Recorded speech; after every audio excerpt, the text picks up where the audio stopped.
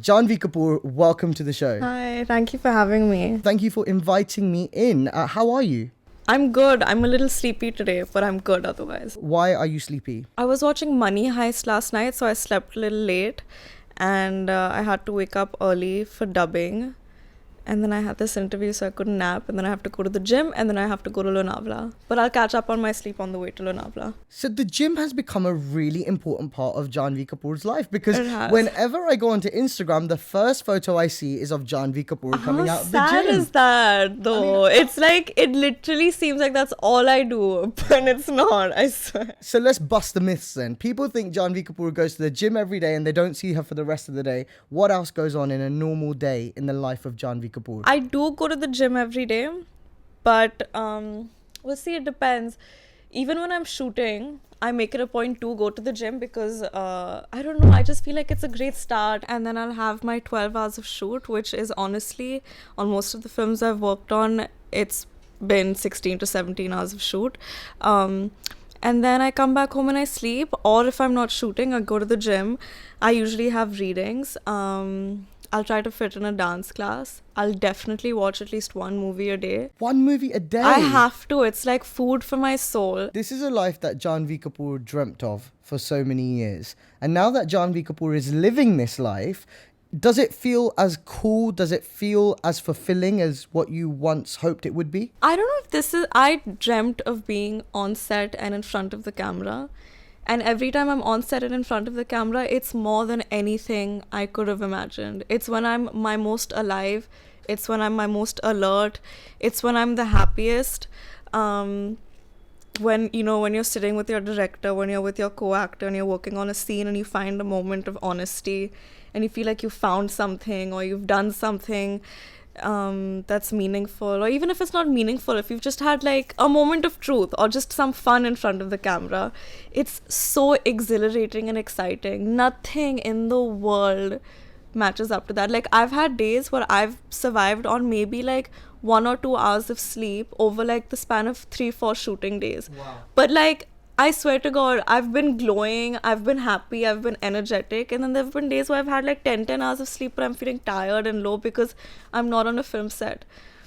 Karan, in fact, everyone at Dharma and everyone that I've worked with, they like get panicky when I'm not shooting. My manager included, she's not here today. She's like, oh my God, you have a break for 10 days. I don't know what to do with you. You're going to go insane.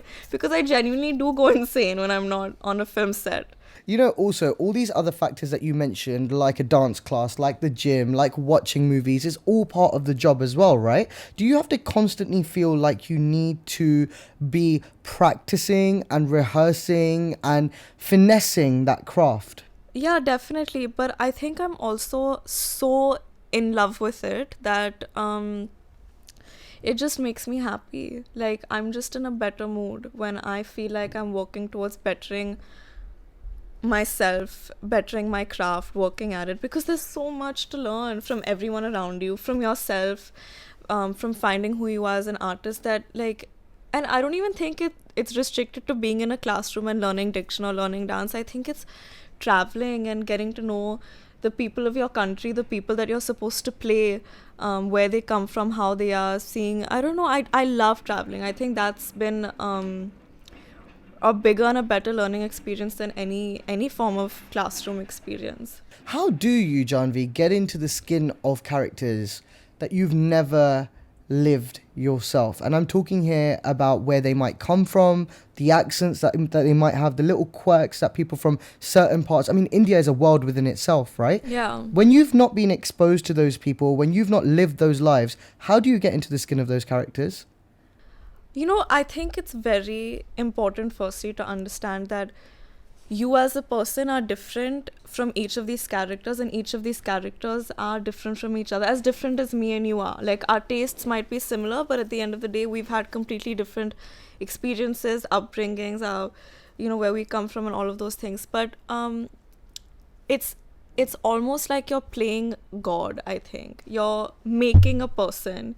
You can decide the quirks that this person has, where this person comes from. You can create, manufacture moments, and I don't know, it's just so exciting. So what I do is, like I said, when I travel, I like like observing people and picking up things. Do you write things down? I do, and I feel like that adds a little bit of like reality. And sometimes you can try things and it can seem completely foolish on camera, but sometimes it might work. Like for ghost stories, the accent that Samira had, the dialect accent or whatever, it's exactly how Asha, I don't know if you saw her when you came. Yeah. It's exactly how she talks. Oh, really? Okay. And it just added like a little bit of reality and texture to where she came from, I think. In terms of someone like, playing Gunjan Saxena, I had a real life example. I knew where she came from. I spent a lot of time with her. I could speak to her about things. So there was a lot of clarity.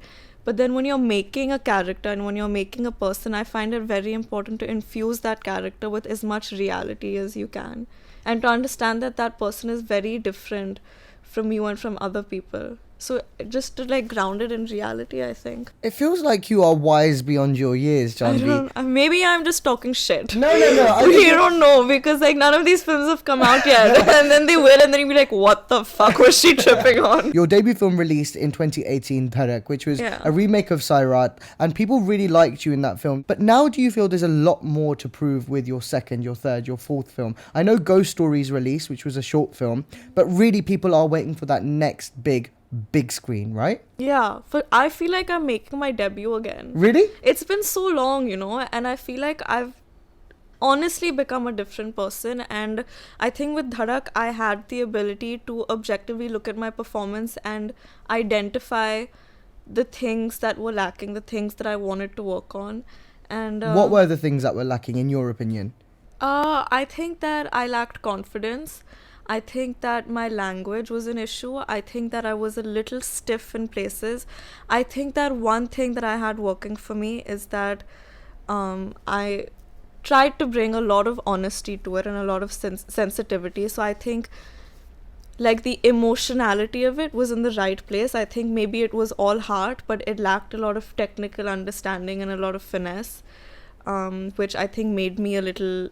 I lacked technical understanding. Maybe my skill set wasn't as polished, but I think it's weird saying this about myself, but I think I felt honest on screen. I think so. Do you feel like you were deserving of the praise that you got for that film then, when you know deep down that there's things that you personally identified that maybe nobody else can see? But a lot of people identified that I had a lot of things to work on, and it helped me to read those comments and reviews and everything. And honestly, I'm so happy that I had that, because I've honestly really tried to push myself. Like, I feel like in Gunjan and in Ruafza, I've like given it everything. They better like me, otherwise I'll pack my bags and shift to Tirupati and that'll be my life, because there's nothing else now. But no, that's not true. There's always more that you can do. But कहते हैं ना कि अपने आप को निचोड़ दिया है पूरी तरह से. Yeah. So let's see. I hope people take a liking towards it. But I really think it comes down to honesty and having heart and like not being guarded in front of the camera, just like letting yourself be vulnerable. I think that creates the best moments. So that's what I've tried to do, and I've tried to polish my skills and better my diction and all of those things. So hopefully it comes together well. You know, it's so weird, right? Because in this industry, and particularly when you're an actress or you're a star, you're supposed to be vulnerable in front of the camera, but you're not supposed to be vulnerable when you're in front of the media or when you're in front of the industry or when you're in front of your peers, or when, like, it's such a double life that you're almost living, where the whole point of being an actor is being vulnerable and letting people see your raw emotions, but you almost have to be guarded every time you step out, and it's not in front of an actual film camera, so to speak. I don't know how to do that. Like, I've been told by so many people that I'm not ruthless enough, I'm not thick-skinned enough, I'm not like I'm too naive, but I don't care. Like, I think that the only thing that I might have going for me is that I think it's brave to be naive, and I think that somewhere I let that show when I act. I think that vulnerability might hopefully come across. So I'm scared to become thick-skinned and ruthless and like think of like ये क्या कर रही है, वो क्या कर रहा है, ये positioning के लिए ऐसे वैसे, or to like not let things affect me, because everything affects me. I'm overly sensitive. Are you cut out for this business? My mom never thought so. My dad doesn't think my personality is scarred for it, but he saw my second film recently and he's seen some of my work, and then I don't want to say much, but he knows that there's nothing else that I can ever get myself to do. But if that same amount of sensitivity makes me feel like shit in some professional situations or like on social media, but allows me to bawl my eyes out at the drop of a hat in front of a camera, then, and it's hard to do that, but I think it's worth it. Like, I think it's hard to cry in front of the camera. I think it's hard to be emotional. I think it's hard to show. वो जब रूह दिख जाती है ना कैमरे के सामने, आई थिंक वो बहुत कम होता है, और मुझे वो चाहिए. Like I am looking for that. I want to find that and retain it, so I don't want to let myself get thick-skinned or harsh. I'm paranoid about it almost. But you know, when you're in an industry like Bollywood, which is built on the star system as well, and where your worth in the market depends on how successful your films are, what you look like, what you wear, where you go, who you speak to, how do you retain your authenticity? How do you remain yourself when there are so many people surrounding you telling you how you should behave? In this industry, it's very easy to believe that you are like the shit, like you're amazing and everything you're doing is the best decision ever, and it's very easily to convince yourself that you're shit also, like you're nothing. So I think the most important thing is to understand that, I don't know, maybe this is a naive thought also, but I think it all comes down to your work. And if your concentration is solely on bettering your craft and your work and working honestly and working really, really hard, then the road might be longer, but you'll get where you're supposed to get. You'll get where you want to get. Just keep your head down and keep working at it. All of this noise I find very distracting, and it's easy to get caught up in it. How do you make sure that this doesn't impact you more than it just being a job? It does impact you more than just being a job, because it's such an emotional profession. It's not a 9 to 5 job. You can't leave it behind. You live with it. At least for me, I eat, breathe, live, think. Everything is about films, is about the work that I'm doing. I'm constantly thinking about characters and moments and scenes. Like, I'll wake up in the middle of the night and I'd be like, I need to see that one scene from Tamasha, I need to see that one moment in American Hustle, and the way Amy Adams, when she made that switch, and I need, like, it's constant, but I love it. Like, you're so consumed by it. Like, I'm so lucky to be able to do it, and there's no other way to be. I'm in a place of privilege where I've had this opportunity come to me so easily. I can't for a second take it for granted. I'm constantly wired up and it's exhausting. My dad thinks I'm obsessive about it, but I haven't seen my results come to fruition yet. Right. Maybe when I do, I'll be a little relaxed about it, but I hope I'm not. Like I said, I think my hard work and my sincerity are the only weapons that I have right now, so I need to keep it as close to me as possible. So I know you also grew up on all those kind of late 90s, early noughties Dharma movies as well, right? Your K3Gs, your Kal Ho Na Hos. Yeah, but I think I'm more an admirer of, I'm a Dharma girl. I love Dharma films. I feel like saying this is going to get me a disclaimer. No, it's okay. But I have been more, I think I relate more to older films of the 60s and the 70s maybe, but more 50s and 60s, I would say. I relate more to their style of acting even, I think. Have you been born into the wrong generation? I have said this multiple times. I swear to God, like, for sure, like, I want to play these characters the way that Madhubala was in Mr. and Mrs. Pachpan, her comic timing. I want to be Umrao Jan. You might get to be in Takt. Well, not Umrao Jan. Not but Umrah the- Jan, but that kind of Mughal history Yes. and that look and that kind of It's feel. a dream. Like, I think the second I got to know about it, I knew that shoot was still a year and something away at the time. And I think I saw Pakiza, Umrao Jan, Mughal Azam like on loop for 4 days. I started Kathak in Urdu, and Karan was like, but like the script, like you don't even have the script yet, what do you?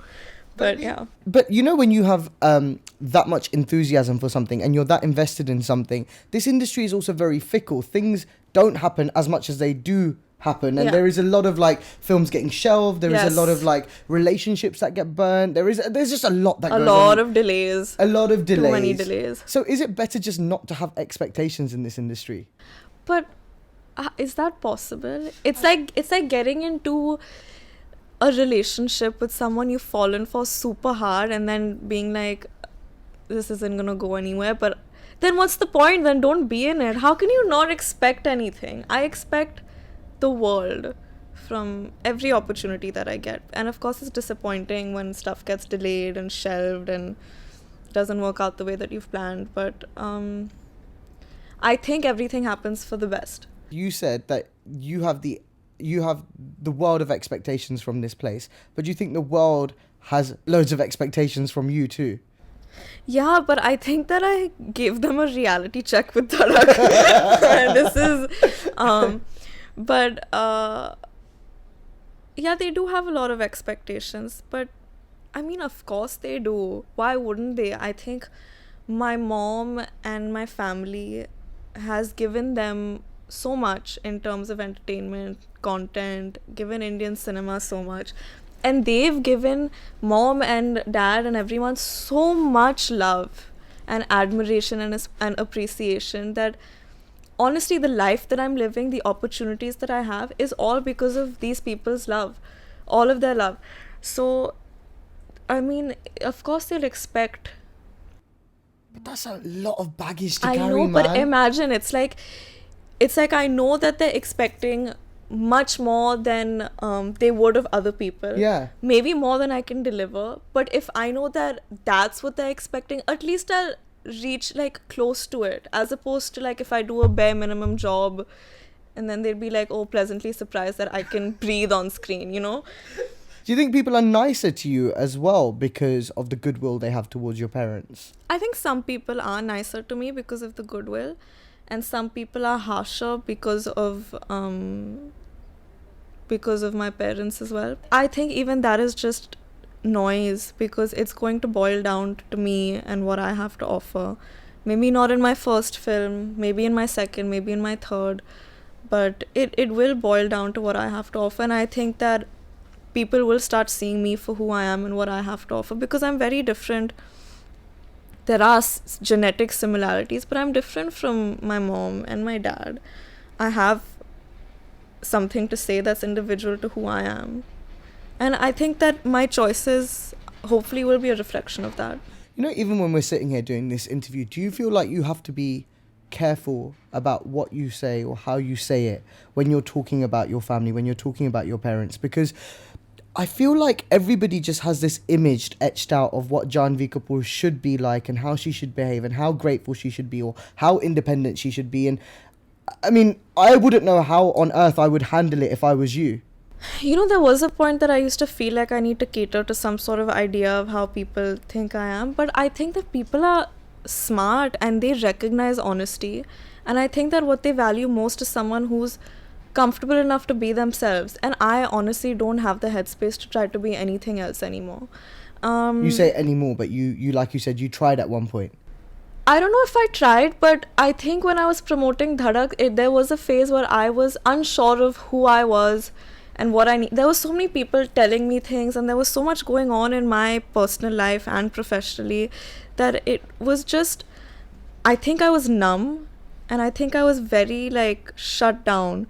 And I think a lot of people perceived that as, oh, she's ditzy or oh, she's cold or she's snobbish. And I got that a lot because after that, when I started going for meetings and meeting producers and directors, they're like, you're so different from like what we thought you were. We thought you were this snooty little girl, but you're like completely different.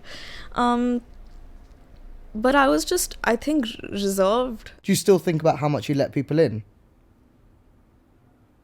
I don't think about it, but see, all of these things that you said, I am grateful. I am independent, but I'm comfortable knowing who I am. I'm not like your boisterous, vivacious girl. I'm not your overly intellectualized Gyani. I'm not like someone who's loved by everyone all across the board, but I'm just trying to do what I love. When you're saying I'm not loved across the board, but you've done nothing to piss people off either. Like, but I've done nothing to prove that I'm deserving of all of that love either. You've got your head screwed on properly if you can think this sensibly at this early on stage in your career. Are you ever worried about losing that perspective the more famous you become? Yeah, I am. I am. In fact, I think that I make a conscious effort to try to keep it in check. I don't think I'm like intelligent or anything. I just think that I'm happy with my priorities and the way that I look at things. So like I remember I was shooting for Gunjan, Ruafza and Ghost simultaneously, and then I had a break, and then I started Dostana, and Dostana is a relatively like lighter film, and I just remember constantly thinking, is this feeling too easy? Am I doing enough? Is this making sense? Am I taking things too lightly? So it's a constant battle. And then I don't know, there was a point where I do try to keep it in check, but honestly, what can you do? I think I'd like to think that it's embedded in your DNA and it's how you've been conditioned and brought up. And you know, I have my mom's energy with me. I don't think she'll let me derail like that. And even if I do, I'm sure it's for a reason, and I'll learn from it and I'll use it to better my craft or my life in some way. So you mentioned your mum again. Clearly you're in a more comfortable place now talking about your mum than you were when you were promoting talent. Yeah. And that's completely natural. Do you feel a sense of carrying her legacy forward? I feel a responsibility towards the people and towards the work that she's done, because even beyond her work, I think she led her life with so much dignity and so much grace, and so much innocence that I have seen her retain for like throughout her life. It's abnormal to safeguard yourself from just how corrupt the world can be, but she did it. She was pure, and that's how her and dad have tried to bring me and Khushi up. So I think more than the career decisions, more than the technicalities of it, I think being that person is what I strive to be. What are the kind of things on the hit list that you want to achieve? Like, let's put a realistic kind of time span on it. Let's say like in the next 5 years, what things would you have liked Janhvi Kapoor to have achieved in the next 5 years? I want the whole country's love. Like, I want all of it and in abundance. I think that I don't even know if it's a slightly patriotic feeling, but I just feel so much love for my people. And I've traveled the world. I really don't think that there are, the way that Indians are and the kind of love that they shower upon you, I haven't seen it anywhere else in the world. And I'm possessive of it. Like, I want to be their favorite and their number one. I really want to touch their lives with my work. I don't know if that can be quantified to like box office collections or movie reviews or what, but I know I'll feel it when I have it. I want to do meaningful work, I want to be remembered, and I want to create my own path. And I want to learn so much. I want, all of these moments that I need to wake up at night and I want and see. I want to create those moments. Janhvi, it's been such a pleasure getting to know you better. Thank This you. is exactly what we wanted to do. We wanted to come and get to know the girl behind the movies, and we wanted to get to know you better before you're going to be on this crazy amazing run in 2020. Mm-hmm. So I wish you all the very best of luck, and thank you so much. Thank you so much. If you enjoyed this, like and subscribe and click the bell icon to keep up to date. For more great audio and video from the BBC, listen on Sounds, watch on iPlayer.